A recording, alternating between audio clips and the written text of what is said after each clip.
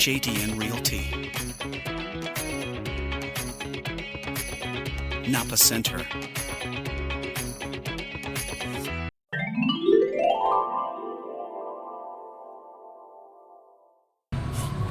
Yan, papakit, napakagandang Lunes. Ito po ay recorded na, pero napakagandang Lunes. Nandito tayo sa, nagkakape po tayo, alam nyo na kung saan to. Ito po si Johnny D, kasama At si Papa Gert. At ito po, napakasarap ng kape namin. Sa kanya, cold. Ayan. Ang Ice. KBO po ngayon, KBO edition ngayon, nandito po tayo sa may Tom and Tom's Nepo, Angeles City. Magiging madalas ba tayo rito? Sana. Oo, Maraming salamat, Boss June. Yes, Sir June. Thank you po. Si Tayo yung kay Ma'am Dolly. Mrs. niya. Oo. Si Ma'am Ma'am Dali. Dali. Ayan. Oo, yan. Kaya- Shout out po sa kanila. Maraming salamat po. Dito lang yan sa harap mismo ng Angeles Electric Corporation. Oo naman. Kung kayo po ay magbabayad ng kuryente. Tapat niya yung isang coffee shop.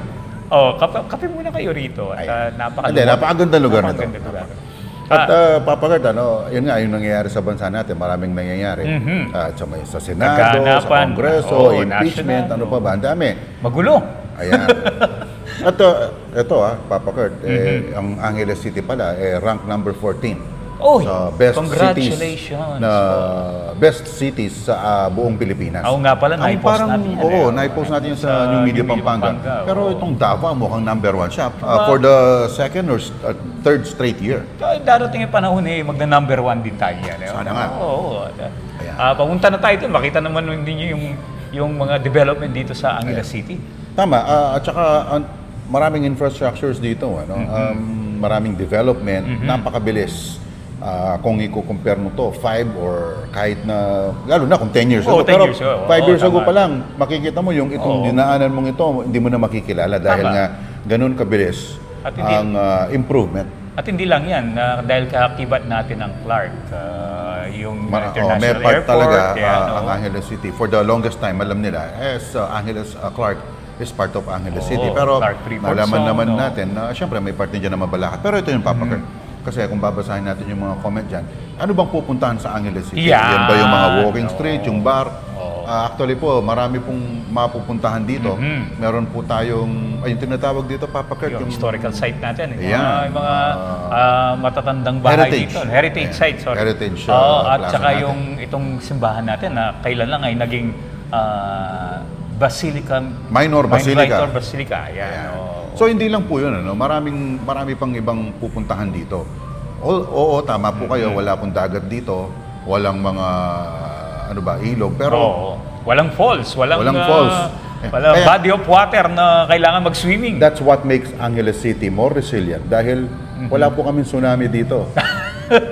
'Di ba? Oo, ang yung experience Wala rin lang tayo sa naman. fault.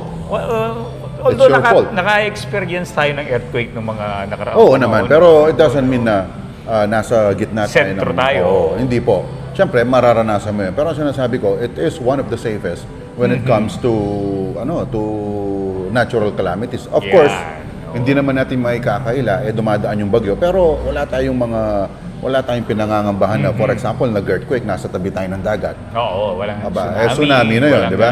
Di ba? Yung mga ganun na... Yun ang sinasabi natin. Dun sa term na ganun. At hindi lang naman yun ang hinahanap nila dito sa Angeles City.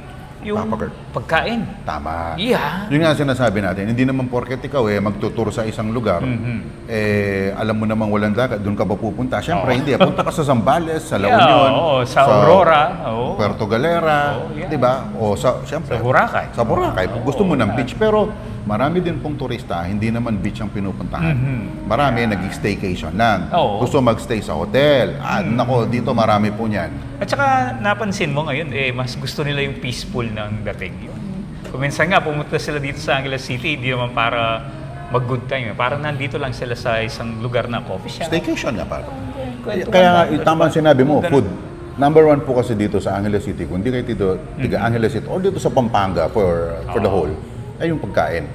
Which is true naman, di ba? Dito lang sa kinagyan natin ngayon, pare. Itong Nepo Center. Ang daming restaurant. Dito sa JDN, dito sa Nepo Center po. Diba? Ito pong actually itong car park na to.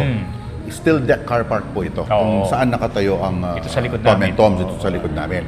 Magaling naman ang Nepo yung car parking nila, yung steel deck, nilagyan ng mga Pinaikutan. coffee shop, Oo. Hindi mga lang coffee shop. mga Oo. food stalls, restaurants.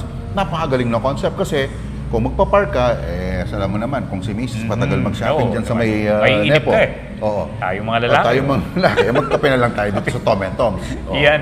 At shoutout na rin po sa ating mga kaibigan dito sa JDN. Sa JDN. Oo. Si Ma'am Trixie, Ma'am Oo, Ina, yan. Sir Arnie, di ba? Oo, Si Ma'am Bay. Chu, si Si Ma'am Chu. Bay. Oo, yan. Lahat po Tsaka kayo. yung staff, lahat yung po. mga hindi namin nabanggit. Hello po at congratulations sa inyo. Napakaganda nitong lugar. At it's relax na relax. truly, Angeles City, lalo na po itong Nepo, tinatanong nyo, in development ako, ayan, dito lang po. Sa harapan po namin. Ano ba to?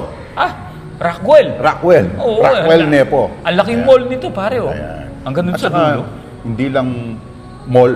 Oo, meron It's, siyang... it's an exclusive Condo. brand, yung Rockwell. Alam naman natin pag Kung sinabi hindi nyo alam yung Rockwell. Rockwell, Sosyal. hindi kayo tiga-Earth. Oo, pag kumain ka sa Rockwell sa Makati, social ka, di ba? mga So ganun Papa na- Kurt, marami sa ating mga nagtatanong, maraming mga developments tulad nung pinost nga natin, Oo. yung dike, yung dike na protection yata at Yan, magiging highway Yung, from Bulacan, tama ba yun?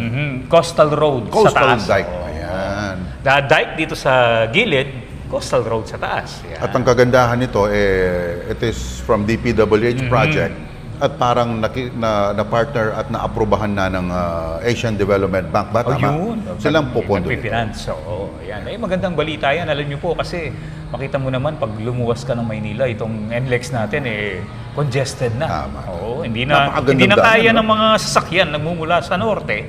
Ang di lang Papunta sa ng norte south. pala, kahit galing sa Zambales dito pa rin ang daan. So connecting yun, ano? Oo. Napakaganda po niyan. At ang sabi nga ng DPWH, 5 years po ang hinihintay natin Ay, dyan. salamat naman. Ang hinihiling na lang po natin sa ating mga kababayan, bantayan din po natin ito. Para Oo, naman, di ba, magandang siyempre. pagkagawa. Tama. Kasama po tayo doon kasi kung hindi tayo kasama doon, kanino ka kasama? Doon sa Namarakot. Yung, Oo, di ba? tama nga yung sabi ni Ma'am IC dun sa Yun. DOTR ASEC natin sa Rosa. right of way Oo. acquisition. Kailangan din na suporta ng mga tao Tama, di ba? tama. Kasalukuyang ginagawa yung North-South Commuter Railway. Naiinip tayo sigurado Oo, excited. siyempre, Siguro kasi- yung excited tayo Tama. di ba? Oo. Kasi Sa development, yung mga projects na yan, tinatawag na mega projects. Hindi po naman bahay lang yan na basta-basta minsan. overnight or Oo. nakagawa na, ilalagay mo lang. Hindi po Oo. ganun. It takes time. At pero isipin po ninyo, habang yan po ay ginagawa, nag-create po yan ng jobs kung saan yan. Pampagaan din ng buhay natin yan. Tama, tama. Nakikreate yan ng job. Abangan po ninyo meron din po tayong barangayan serye dahil Ayan, malapit na ang barangay Excited ka na ba? election. Kailan ba yung barangay election? Sa November 2. Ayan. November. Ang filing Matutuloy nila ba yan, Papa Kurt? tuloy na tuloy daw. Teka, November 2? Oo. Di ba mahal na ano yun? Ay, yung All Souls Day ba yan? Oo, natapat doon. Wala tayong Pwede pala yun. tamang-tama naman Pag umuwi ka ng November 1, diretso ka na kinabukasan na bukoto. Timing nga naman, holiday Oo. Kasi Kasi kaya iba yung kasi mga inisip nila- barangay kapitan yan, mga ngaluluwa yung mga yan. Pwede naman. Mas malaking gagastusin nila dahil maraming kandilang bibilin. Yun lang. Mukhang mga puntod nito, ipasisimento nila. Ipapipintura pa. Yan, last year pa dapat yan, di ba, na delay Na-postpone. Oo, sa mga kadahilanan. Pero sabi nga, marami na rin yung mga gustong kumandidato at dating mga kapitan na nag-i-invite na sa atin. Para interview yan po. Abangan po ninyo kasi meron po tayong serya dyan. Bibigyan mga natin barangay serya natin. Oo. I-interviewin po natin para malaman natin kung ano talaga ang pakay nila sa kanilang kanya-kanyang mga barangay. Kahit At kung kung kayo po- maganda ba ang kanilang mga proyekto. Sige, So ayun po, ang ating update dito sa Kape Balita at Opinion, Papa Kurt. Ayan, maraming pong salamat. Every now and then po, update po namin kayo. Subaybayan niyo po ito sa New Media Pampanga at kung kayo po ay nakapollow, dilitaw naman sa inyong mga page. Abangan po ninyo ang interview natin sa KBO ulit with our Vice Mayor ng Mabalacat City. At nako, may surprise doon. Biglang nag-gate crash ba? Oo. Tama.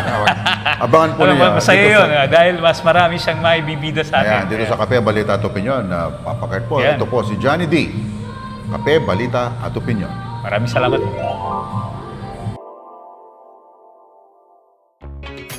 JDN Realty. Napa Center.